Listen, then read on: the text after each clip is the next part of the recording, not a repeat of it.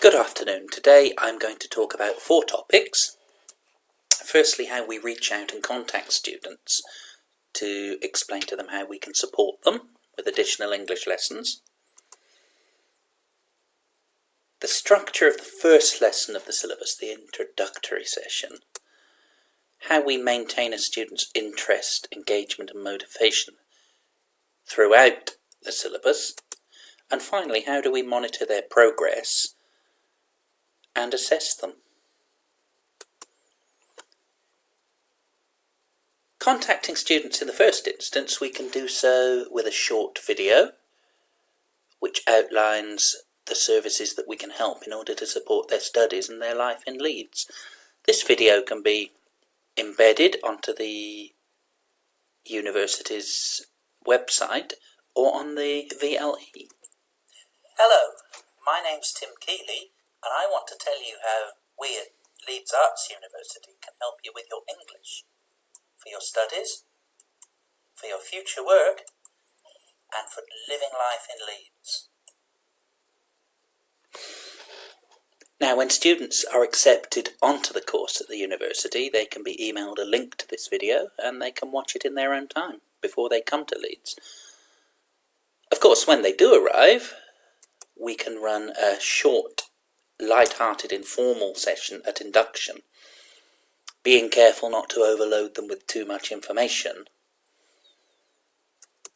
Online, we can also publish short 10-minute lessons, just a taster of the sort of lessons and methodologies that we use here. We can easily find volunteers to role-play this, and we can film it and publish it online. Along with this, we can show examples of the materials and the online resources that we use in class. Another way to reach out to students is informally through the social side of the university. For instance, there could be an English book club, a conversation club, and maybe we can even use the student union to identify international students who may need our help. Now, a lot of the students will contact me through referrals. These referrals may come from their own tutors, and the tutor may be able to identify their needs in terms of grammar, lexis, structure, coherence, confidence, and even integration within the university community or the community at large. But in addition to tutors, librarian, the administrative staff will all be able to refer students to me, so I must build up a relationship of trust and encourage referrals through positive rapport with all customer-facing administrative staff. And I can develop a support system of flagging up students who may have some English needs and signposting them towards me. Next, let's talk about the first session with me, one-to-one. Now, before the session, of course, the student will need to be tested to determine the general competence of their English, and a diagnostic test to see what specific needs should be addressed. And then, of course, a needs analysis. We can discuss the results of the needs analysis in class in terms of the English that the learner needs, what is necessary for their subject and university life. Then we can look at what they think they lack. This is the difference between where the learner is now and where they are required to be, and which specific areas they need to improve. And finally, and more subjectively, the learner's wants. What the learner is intrinsically driven towards, what they desire. The English that they're interested in.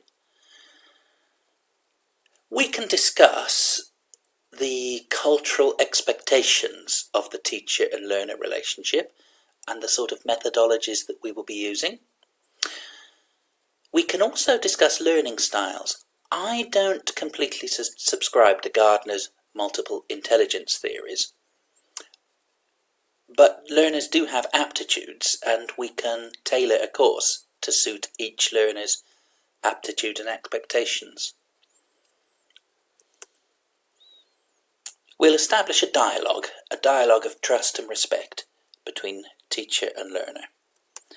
And then establish good habits of study, for instance, how to use a dictionary properly, how to notice vocabulary and grammar, note it down in a book, and then access it and use it later, using the virtual learning environment. And we'll look on reflective learning and self-assessment, autonomy. Maintaining engagement. I believe that autonomous learning is inherently motivational. I think the syllabus should be flexible and should be constantly adjusted based on continuous feedback from the learner, and should also tap into the learner's emotions. Not to say that lessons should make them angry or sad or happy, but rather should help remove the affective barrier using emotive materials and topics, using art, music, multimedia to engage the emotions as well as the brain. One way to maintain engagement throughout a course is the music syllabus. Music is an acronym which stands for empowerment, usefulness, success, interest and caring. Throughout this framework, students become engaged in the whole learning process and thus learn more. Empowerment is giving the students some input and some agency into their learning. Students and teachers discuss the syllabus together, and the students will at least have the perception that they've contributed. The teacher has to show the learner how useful the syllabus is to the student's real life goals. So they're not thinking, well, what is the point of this? A learner must be allowed to succeed, given clear goals, achievable tasks, and all within a very positive feedback loop.